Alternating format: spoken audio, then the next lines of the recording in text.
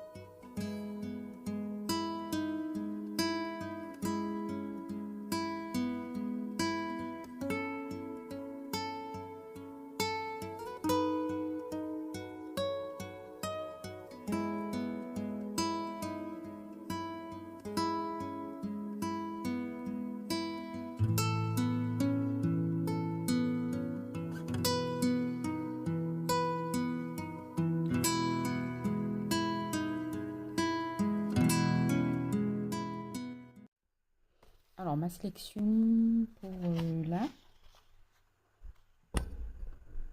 c'est bon. Pour ce journal, donc j'ai sélectionné cette page-là, et c'est surtout celle-ci que j'aime bien. Playtime, il est pas mal aussi, donc je vais voir. J'ai sélectionné celle-ci. Et les vacances, j'oublie tout. Donc j'ai sélectionné 3 images. Ensuite, pour celui-ci, j'ai sélectionné ces cartes postales. Une autre carte postale et ce motif et ce motif.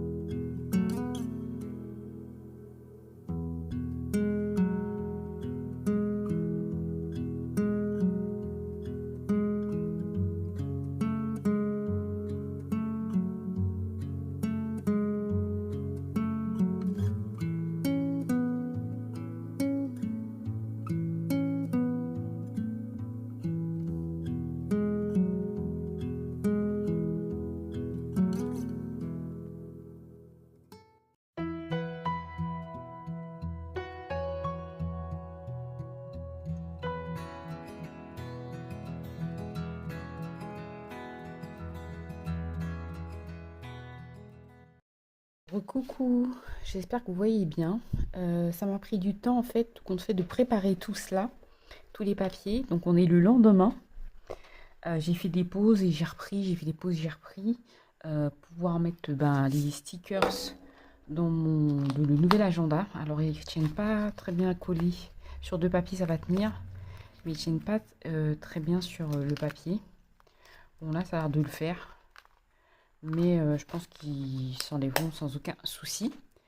Et après, je vais commencer à couper pour que ça rentre dans mon agenda. Donc je vous montre un peu. Ça sera mon agenda pour l'année prochaine. J'en ai déjà un pour cette année. Et je suis contente de commencer à le traiter, enfin à faire tout ça maintenant.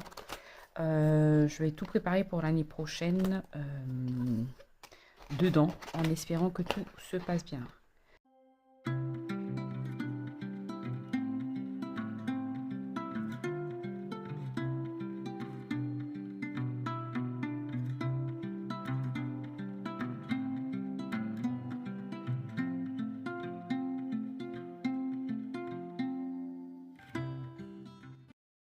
On se retrouve, donc j'ai coupé toutes mes pages, enfin tout ce que je voulais. Ça me donne tout ça. Je vous avais montré, j'avais déjà commencé à préparer. Là, je vous montrerai après ce que je fais avec ces chutes.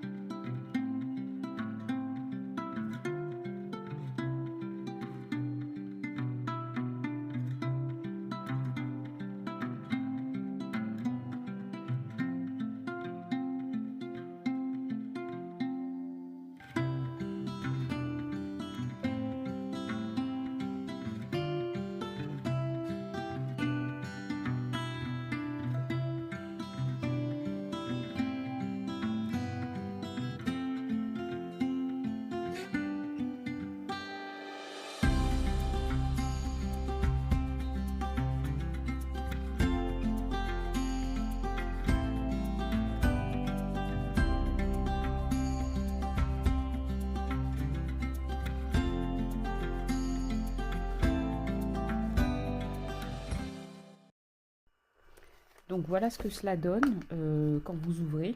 Je vais mettre les stickers après. Je vous montrerai un autre épisode. Et puis, je vais voir parce que je veux coller des pochettes ici, au dos. Je sais pas si ça va se voir. Voilà. On ouvre. Et on a toutes les pages que j'ai ouvertes comme ceci. J'ai récupéré de mes magazines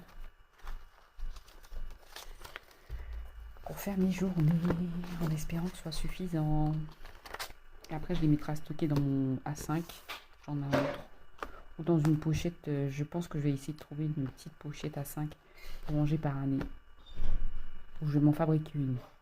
C'est peut-être mieux.